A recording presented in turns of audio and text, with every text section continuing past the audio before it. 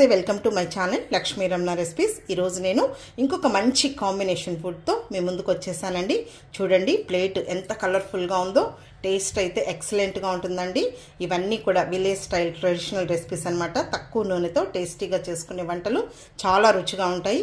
ఈరోజు నేనైతే కాంబినేషన్ ఫుడ్లో ఏం ప్రిపేర్ చేశానంటే చెనిక్కాయల పచ్చడి అండి. అంటే మా సైడ్ మేము చెనిక్కాయల పచ్చడి అంటాం, అదే పల్లి పచ్చడి అండి. సూపర్గా ఉంటుంది. అందులోకి నేను ఈరోజు కాంబినేషన్గా తోటకూర వేపుడు చేశానండి. ఈ విధంగా వేడి వేడి రైస్లో ఆ పచ్చడి వేసుకొని, ఇష్టపడే వాళ్ళు కొద్దిగా నెయ్యి వేసుకొని ఈ తోటకూర వేపుడుతో తింటే సూపర్గా ఉంటుందండి. చేసుకోవడం కూడా చాలా సింపుల్. నేను ఆల్రెడీ చాలా రకాల కాంబినేషన్ ఫుడ్స్ని వీడియోస్ అప్లోడ్ చేశాను. ఒకసారి చూసి తప్పకుండా ట్రై చేయండి. బ్రేక్ఫాస్ట్ రెసిపీస్ కూడా. ఈరోజైతే ఈ కాంబినేషన్ని ఎలా ప్రిపేర్ చేసుకోవాలో కావలసిన పదార్థాలు, తయారీ విధానం ఒకసారి చూద్దామండి. ముందుగా ఇక్కడ చెనిక్కాయల పచ్చడి కోసం, అంటే మేము రాయలసీమ సైడు చెనిక్కాయల పచ్చడి అంటామండి. కొంతమంది పల్లి చట్నీ అంటారు, కొంతమంది చెనిగ్గింజల పచ్చడి అంటారండి చిత్తూరు సైడు, కొంతమంది వేరుశెనక్కాయల పచ్చడి అంటారు. ఇప్పుడు చెనిక్కాయల పచ్చడి కోసం ఇక్కడ కొన్ని ఇంగ్రీడియంట్స్ పెట్టానండి. అవేమేమి ఉన్నాయో చూద్దాము. ఈ సైజ్ కప్పుతో 1 కప్పు పల్లీలండి. అందులోకి ఒక 15 ఎండుమిరపకాయలు. ఎండుమిరపకాయల కాంబినేషన్ అయితే చాలా బాగుంటుందండి. పచ్చిమిరపకాయల కాంబినేషన్తో కూడా చేసుకోవచ్చు. అలాగే ఒక 2 మీడియం సైజులో ఉన్న ఉల్లిపాయలు, తర్వాత ఈ సైజులో ఉన్న వెల్లుల్లి, ఒక మీడియం సైజులో ఉన్న నిమ్మకాయ సైజు అంతా చింతపండు, తర్వాత తోటకూర వేపుడండి ఆ చెనిక్కాయల పచ్చడిలోకి కాంబినేషన్. ఇక్కడ నేను ఒక 2 పెద్ద కట్టల తోటకూరని చూడండి నీట్గా ఒలిచేసేసుకొని బాగా ఒక 4 సార్లు కడిగి ఇలా హోల్స్ ఉన్న గిన్నెలో వేసి వాటర్ అంతా డ్రైన్ చేసి పెట్టానండి. ఈ విధంగా చేసుకునే మనం ఆకుకూరతో రెసిపీస్ చేసుకోవాలి. వేపుడు చేసినప్పుడు మనం కడుగుతాం కదా, అయినా కూడా నీళ్లు వస్తాయి, ముద్దగా అయిపోతుంది. సో అందుకని మనం కడిగిన తర్వాత ఈ విధంగా ఉన్న హోల్స్ ఉన్న గిన్నెలో వేసి వాటర్ అంతా డ్రైన్ చేసి పెట్టుకోవాలి. మీరు ఈ ప్లేస్లో సిర్రాకుతో చేసుకోవచ్చు, అలాగే మునగాకుతో కూడా వేపుడు అనేది చేసుకోవచ్చు. ఈరోజైతే నేను తోటకూరతో వేపుడు చేస్తున్నాను.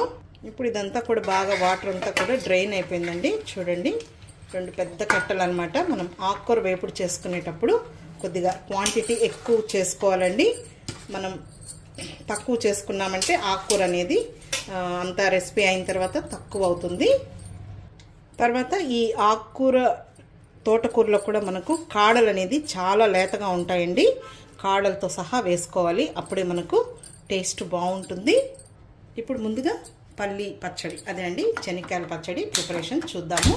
స్టవ్ వెలిగించుకొని ప్యాన్ పెట్టేసుకోవాలి.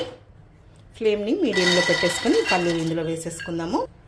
హై ఫ్లేమ్ పెట్టకూడదండి, మీడియం ఫ్లేమ్లోనే ఇలా కలుపుకుంటూ ఈ పల్లీలని మంచి కలర్ వచ్చే వరకు ఫ్రై చేసుకోవాలి. అప్పుడే మనకు పచ్చడి అనేది కమ్మగా ఉంటుంది. హై ఫ్లేమ్ పెట్టామంటే త్వరగా కలర్ వచ్చేస్తాయి, వేగం అనమాట, పచ్చిగా ఉంటుంది, పచ్చడి టేస్ట్ ఉండదు. చూడండి, పల్లీలు మంచి కలర్లో వేగాయి. ఇప్పుడు ఇవి తీసి పక్కన పెట్టేసుకొని చల్లారిన తర్వాత పొట్టు తీసుకోవాలండి. అలాగే పొట్టుతో కూడా కావాలంటే కూడా మనం పచ్చడి చేసేసుకోవచ్చు. చూడండి, మంచి కలర్లో వేగాయి. ఇప్పుడు ఎండుమిరపకాయలని తుంచి వేసేసుకోవాలి. ఏం కారం ఎక్కువ కాదండి, మనం చింతపండు, ఉల్లిపాయ అవన్నీ వేస్తాం కదా, కరెక్ట్గా సరిపోతుంది. పచ్చళ్ళు అంటేనే కొద్దిగా పుల్లగా కారంగా ఉంటేనే టేస్ట్ అండి. అలాగే కొద్దిగా పచ్చి కరివేపాకు వేసుకోవాలి.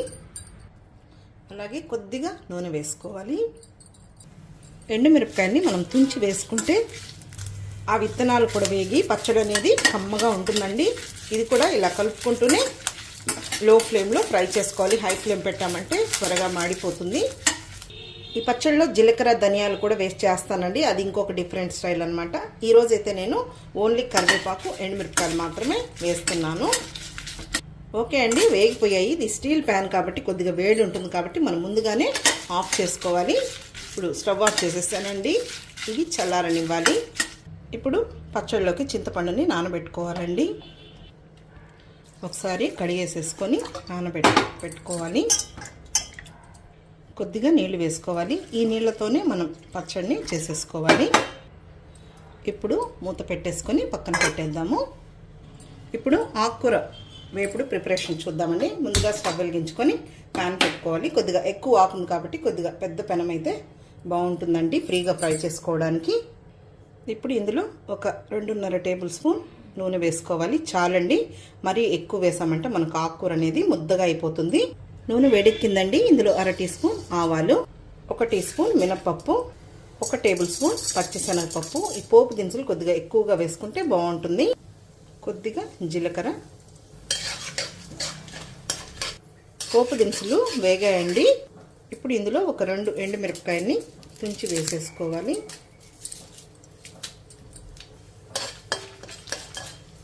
ఇప్పుడు ఇందులో ఒక 2 మీడియం సైజులో ఉన్న ఉల్లిపాయల్ని చిన్న ముక్కలుగా కట్ చేసుకొని వేసుకోవాలి. కొద్దిగా ఆకుకూర అనేది ఎక్కువగా ఉంది కదా అండి క్వాంటిటీ, కాబట్టి 2 మీడియం సైజులో ఉన్న ఉల్లిపాయలు అయితే సరిపోతాయి. అలాగే కొద్దిగా కరివేపాకు. ఈ ఉల్లిపాయ ముక్కల్ని ఒక 2 నిమిషాలు ఫ్రై చేసేసుకోవాలి. చూడండి, ఉల్లిపాయ ముక్కలు ఈ విధంగా వేగితే సరిపోతుంది. ఇప్పుడు ఇందులో ఈ తోటకూర వేసేసుకున్నాము.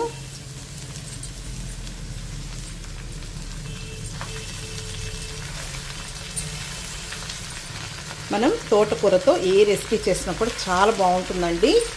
మామిడికాయ వేసి పప్పు, అలాగే వంకాయ వేసి పుల్లగూర, అవన్నీ కూడా మన ఛానల్లో ఉన్నాయి చూడండి. ఉత్త ఆకుకూరని మనం పుల్లగూర చేసేసుకోవచ్చు తోటకూరతో. చాలా హెల్దీ అండి, టేస్ట్ కూడా చాలా బాగుంటుంది. కొద్దిగా ఆకుకూర మగ్గిన తర్వాత మళ్ళీ మనం ఉప్పు అవి వేసుకోవాలి. ఒకసారి ఇదంతా కూడా కలిపేసుకున్నాము.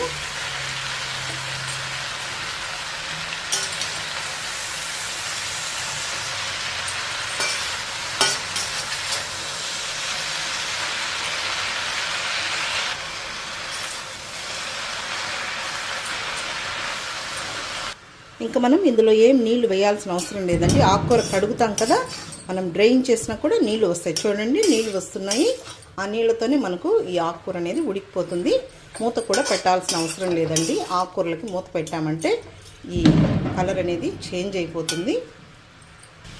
చూడండి, ఆకుకూర మగ్గింది. ఒకసారి అంతా కలిపేసేసుకున్నాము.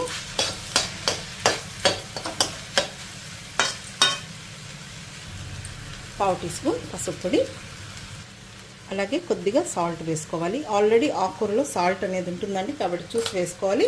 మళ్ళీ కారం పొడి అవి వేసిన తర్వాత చివరగా కొద్దిగా వేసుకోవాలి. ఇంకా ఈ సాల్ట్ పసుపు వేసాం కదా, ఇంకొక 2-3 నిమిషాలు ఇలా కలుపుకుంటూ మీడియం ఫ్లేమ్కి హై ఫ్లేమ్కి అడ్జస్ట్ చేసుకుంటూ ఫ్రై చేసేసుకోవాలి. మనకు ఆకుకూర త్వరగానే ఉడికిపోతుంది. తోటకూరలో ఎక్కువ కాడలు ఉంటాయండి, కాడల వల్లే మనకు టేస్ట్, కాబట్టి లేత కాడలు ఉన్నంత వరకు వేసుకోవాలి. ఓకే అండి, ఆకుకూర మనకు వేగిపోయింది, ఉడికిపోయింది. చూడండి, ముద్దగా లేకుండా పొడి పొడిగా వచ్చింది. ఈ విధంగా మనం ఫ్రై చేసేసుకోవాలి ఆకుకూర వేపుళ్ళు. ఇప్పుడు ఇందులో వెల్లుల్లి రెబ్బలండి కొద్దిగా ఎక్కువగా వేసుకోవాలి. ఒక 12-15 వెల్లుల్లి రెబ్బల్ని లైట్గా పొట్టు తీసుకొని కచ్చా పచ్చాగా దంచి వేసుకోవాలి. వెల్లుల్లి ఫ్లేవర్ చాలా బాగుంటుంది ఆకుకూర వేపుళ్ళకి. ఇంకా వెల్లుల్లి వేసిన తర్వాత 1 నిమిషం ఫ్రై చేసేసుకోవాలి. లైట్గా ఆ వెల్లుల్లి వేగాలి. చాలండి, వెల్లుల్లి వేగింది. ఇప్పుడు ఇందులో కారం పొడి వేసుకోవాలి. మీరు తినే కారం బట్టి వేసుకోండి. నేనైతే ఇక్కడ 1 టేబుల్ స్పూన్ కారం పొడి వేశాను. 1/2 టీ స్పూన్ ధనియాల పొడి.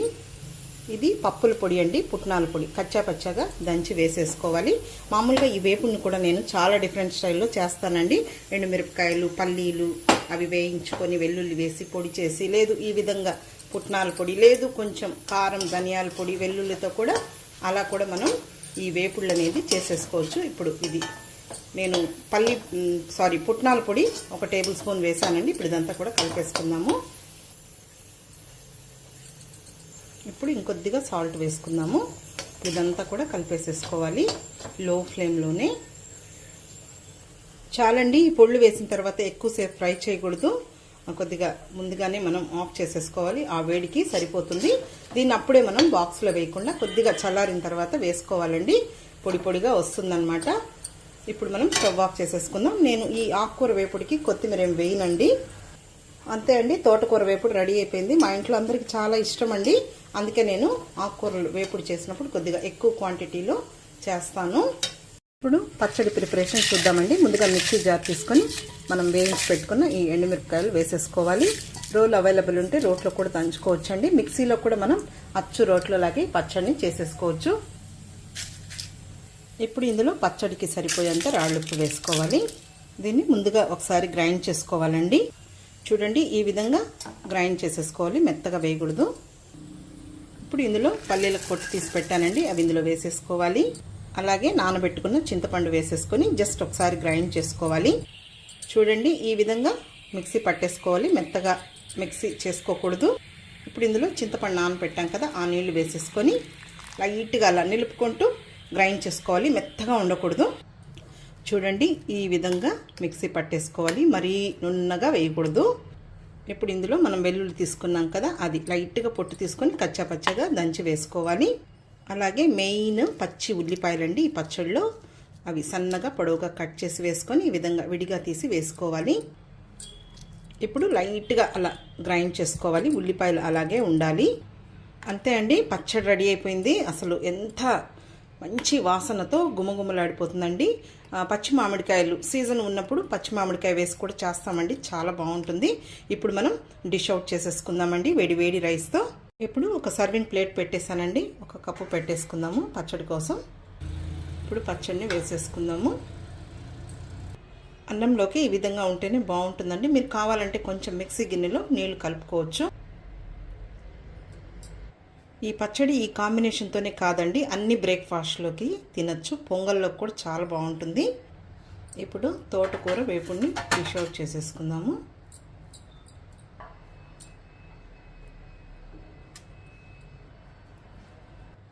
ఇప్పుడు వేడి వేడి రైస్తో డిష్ అవుట్ చేసేసుకుందాము. కావాలంటే మీరు రాగి సంగటి, నేను చేసేటివన్నీ కూడా అన్ని బ్రేక్ఫాస్ట్లోకి వాడుకోవచ్చండి పచ్చళ్ళు. అలాగే రాగి సంగటి, రోటీ, నాన్, చపాతీ, పుల్కాలకు కూడా తినచ్చు. ఓకే అండి, చూసారు కదా ఈరోజు ఈ కాంబినేషన్ని నేను ఎలా ప్రిపేర్ చేశానో. చూడండి ఎంత కలర్ఫుల్గా ఉందో. తక్కువ నూనెతో మనం హెల్దీగా ఈ విధంగా మనం కాంబినేషన్ ఫుడ్ చేసేసుకొని హ్యాపీగా ఎంజాయ్ చేయొచ్చండి. ఇష్టపడే వాళ్ళు కొద్దిగా నెయ్యి వేసుకొని ఈ పచ్చళ్ళలో అన్నంలో వేసుకొని నెయ్యి వేసుకొని తింటే సూపర్గా ఉంటుందండి. కాబట్టి తప్పకుండా ట్రై చేసి చూడండి. ఇవన్నీ కూడా విలేజ్ స్టైల్ ట్రెడిషనల్ రెసిపీస్ అండి. ఈ వీడియో మీకు నచ్చినట్లయితే నా యూట్యూబ్ ఛానల్ లక్ష్మీ రమణ రెసిపీస్ని కొత్తగా చూస్తున్న వారైతే నా ఛానల్ని తప్పకుండా సబ్స్క్రైబ్ చేసుకొని మర్చిపోకుండా పక్కనే ఉన్న బెల్ ఐకాన్ని ప్రెస్ చేస్తేనే నేను చేసిన వీడియోస్ అన్నీ మీకు నోటిఫికేషన్ ద్వారా వస్తాయండి. ఇంకొక మంచి వీడియోతో మళ్ళీ కలుద్దాం. నమస్తే అండి.